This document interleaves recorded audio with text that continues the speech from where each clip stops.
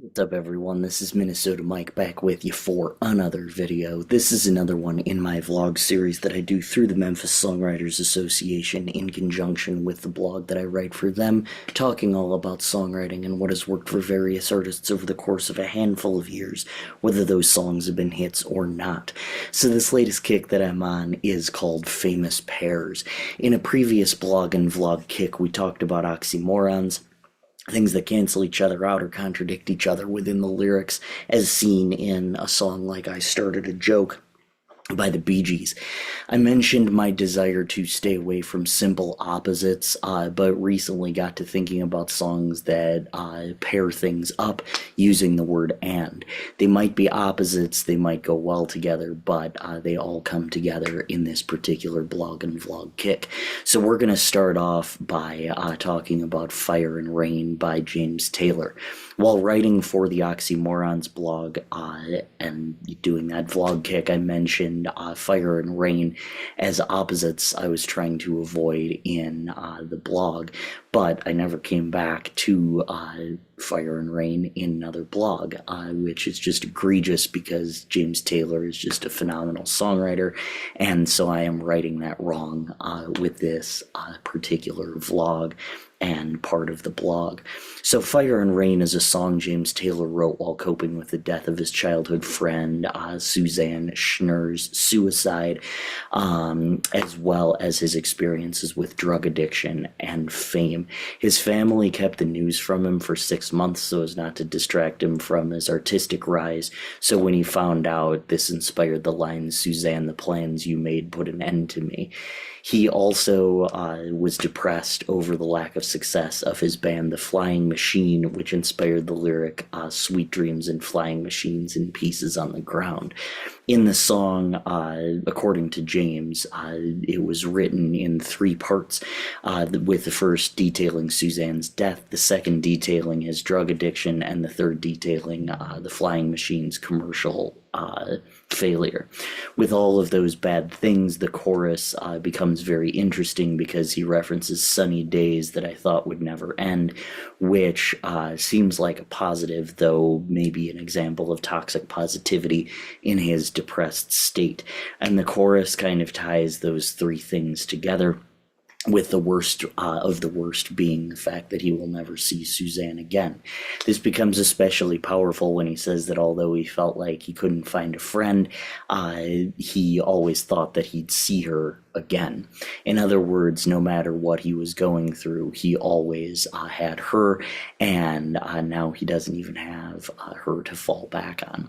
Interestingly, Carole King's "You've Got a Friend" was inspired by the aforementioned line, though she says James didn't directly inspire the song. Melodically, the song is played with a capo on the 3rd fret and written in C major, which becomes E major with the capo. Relative to that capo, the intro uses A, G, D, A, E, G, A, which is a 1 flat 7th 4 1 1 5 flat 7th 1 progression. The verses then use A, E minor, D, A sus2, and A, which is a 1 7 1 7 6 1 1 progression, followed by E, G, A, E minor, D, A sus2, and A, which is a 5 flat 7th 1 5 4 1 1 pattern, before ending on E, G, and D, the 5, the flat 7th, and the 4.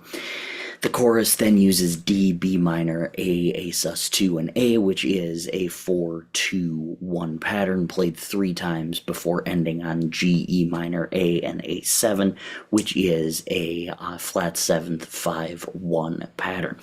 It's interesting to end on the 1 chord with this song because there's a feeling of being lost with the narrator after the death of his friend Suzanne, so it creates an interesting contrast to go back to the tonic chord rather than having some sort of tension within the 2 chord or higher.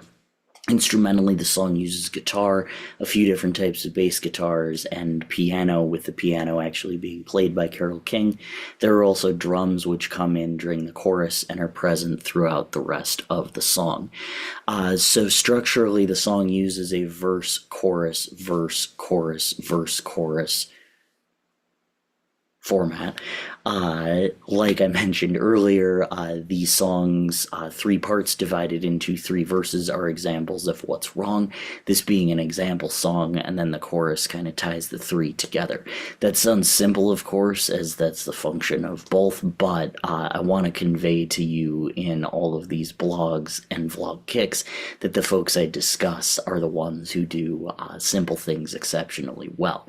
In a song like this about depression, it's clear that all of these bad things keep getting worse, keep piling on and piling up for the narrator, and he's feeling buried. If it were just one bad thing, we might not be as interested, but since he's focusing on these three things, we know that it's getting to be too much for him, especially with the verse about him coping. So you can listen to Fire and Rain below. Ever the Good Sport, James has over the years appeared on both The Simpsons and The Late Show to parody his own song. And if you check out my blog on the Memphis Songwriters Association website, you can check out both of those things as well. Those parodies, they're terrific.